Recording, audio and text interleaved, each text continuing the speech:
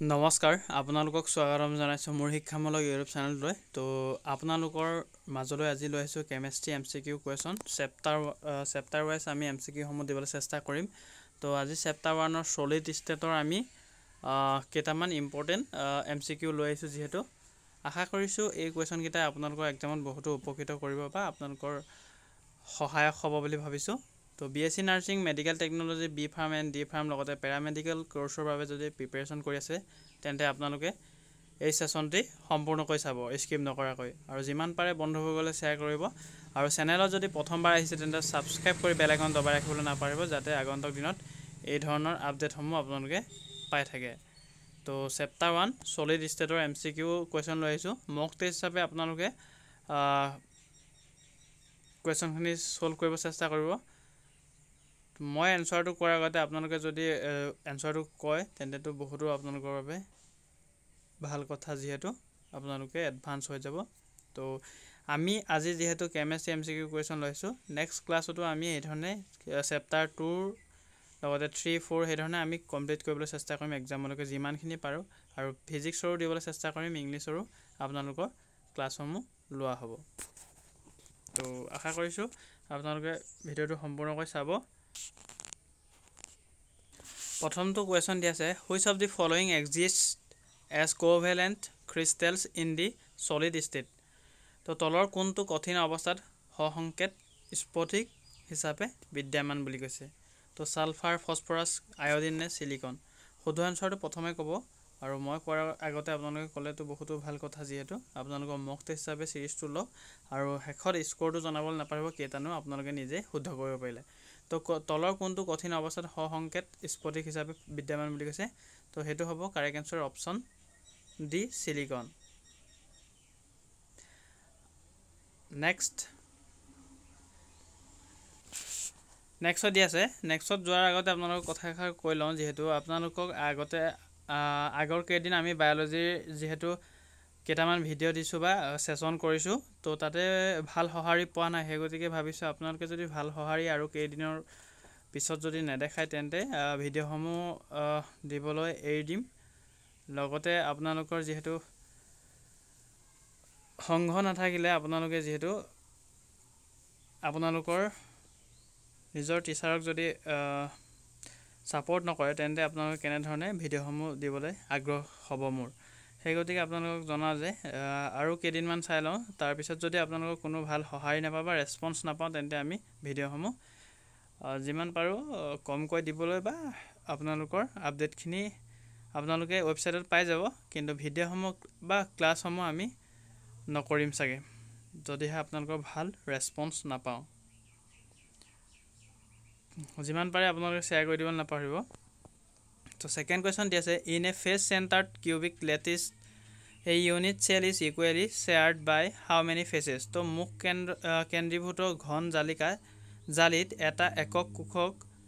কিমান মুখৰ সৈতে সমানে ভাগ কৰা হয় বুলি কৈছে তো মুখ কেন্দ্ৰীভূত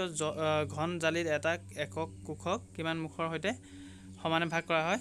তো কাৰেক্ট আনসাৰ হ'ব ইয়াতে আপোনালোকে কৈ ল'ব মই কোৱাৰ আগতে তো কাৰেক্ট আনসাৰ হ'ব অপচন সি 6টা ভাগত ভাগ কৰিব পাৰি next which of the following is a network solid তো তলৰ কোনটো নেটৱৰ্ক কঠিন বুলি কৈছে তো শুদ্ধটো জনাব তো ইয়াৰে কাৰেক্ট আনসাৰ হ'ব diamond next Schottky defect in crystals is observe when তো স্ফটিকত ষ্টকিৰ কোষ দেখা যায় যেতিয়া কেতিয়া দেখা যায় বুলি কৈছে স্ফটিকত স্কটকিৰ দুখ তো অপচন কেইটা চাই ল'ব আৰু শুদ্ধটো ক'ব তো ইয়াৰে কাৰেক্ট আনসাৰ হ'ব option B equal number of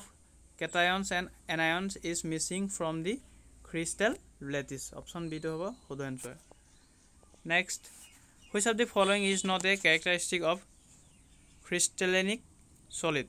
তো তলৰ কোনটো স্ফটিকীয় কঠিন পদাৰ্থৰ বৈশিষ্ট্য নহয় বুলি কৈছে তো শুদ্ধটো জনাবলৈ নাপাহৰিব তলৰ কোনটো স্ফটিকীয় কঠিন পদাৰ্থৰ বৈশিষ্ট্য নহয় কাৰেক্ট আনসাৰ হ'ব আপোনালোকৰ option B isotropic nature next Which of the following is true about the value of refractive index of quartz glass তো quartz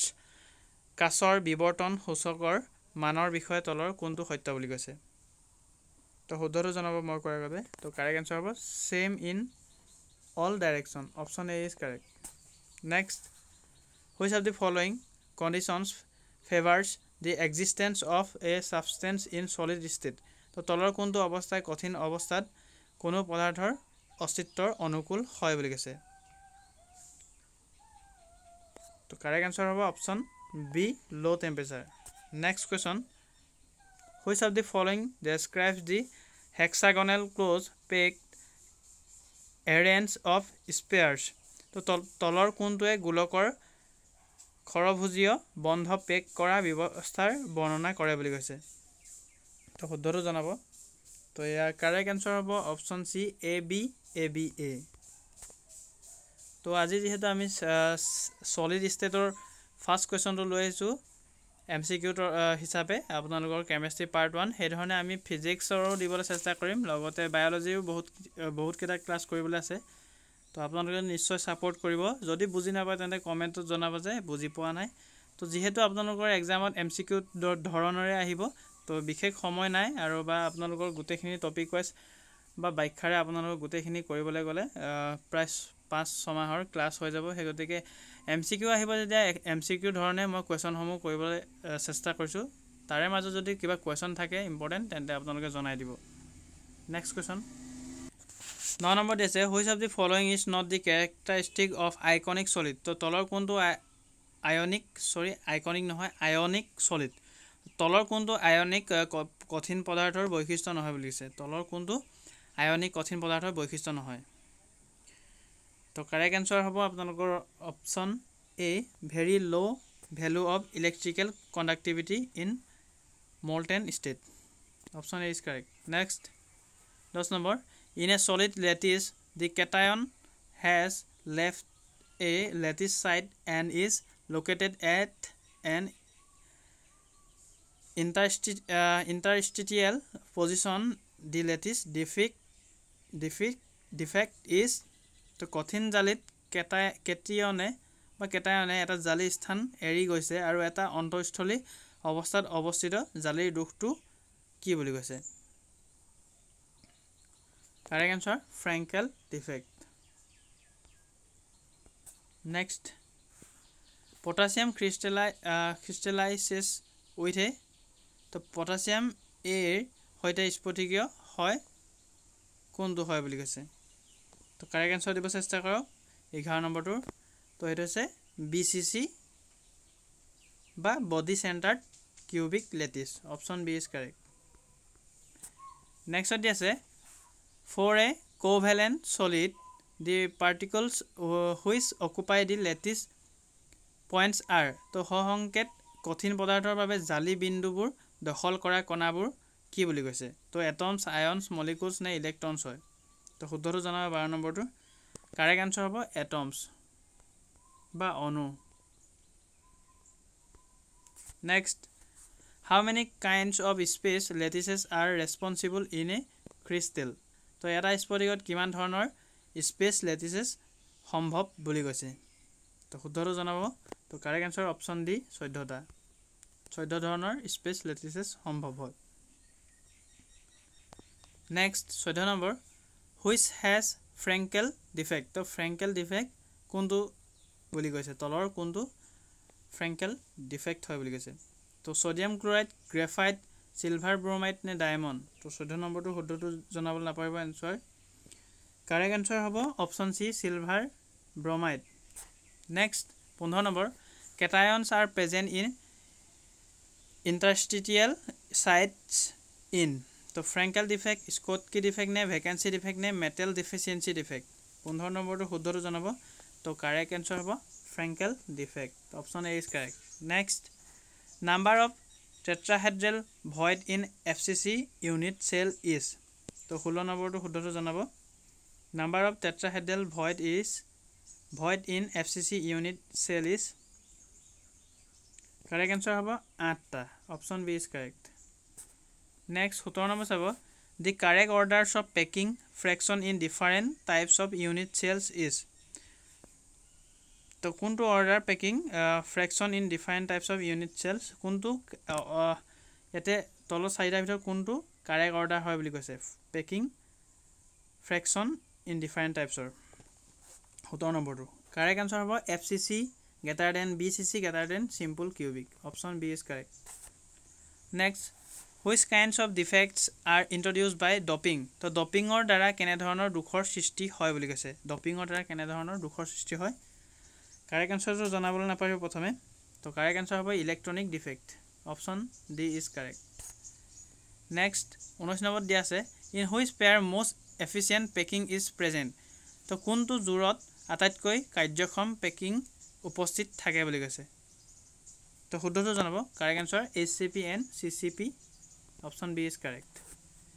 নেক্সট 20 নম্বৰ চাব The lattice side in a pure crystal cannot be occupied by তো বিশুদ্ধ স্ফটিকত থকা জালি স্থানটো দখল কৰিব নোৱাৰি বুলি কৈছে বিশুদ্ধ স্ফটিকত থকা জালি স্থানটো দখল কৰিব নোৱাৰি তো মলিকুল হয় নে আয়ন নে ইলেক্ট্ৰন নে এটম তো কাৰেক্ট আনসাৰ হ'ব ইলেক্ট্ৰন তো থ্যাংক ইউ সো মাচ আজি সিৰিজটো সম্পূৰ্ণকৈ চোৱাৰ বাবে আৰু আপোনালোকে যদি সাবস্ক্ৰাইব কৰা নাই এতিয়ালৈকে সাবস্ক্ৰাইব কৰি বেল আইকন দবাই ৰাখিব যাতে আগন্তুক দিনত এই ধৰণৰ আপডেটসমূহ আপোনালোকে পাই থাকে তো আশা কৰিছোঁ আপোনালোকে নিশ্চয়কৈ বুজি পালে আজি সিৰিজটো কেনে পালে কমেণ্টত জনাবলৈ নাপাহৰিব আৰু নেক্সট কেনে ধৰণৰ টপিকৰ ওপৰত আপোনালোকৰ ভিডিও লাগে নিশ্চয় কমেণ্টত জনাব ধন্যবাদ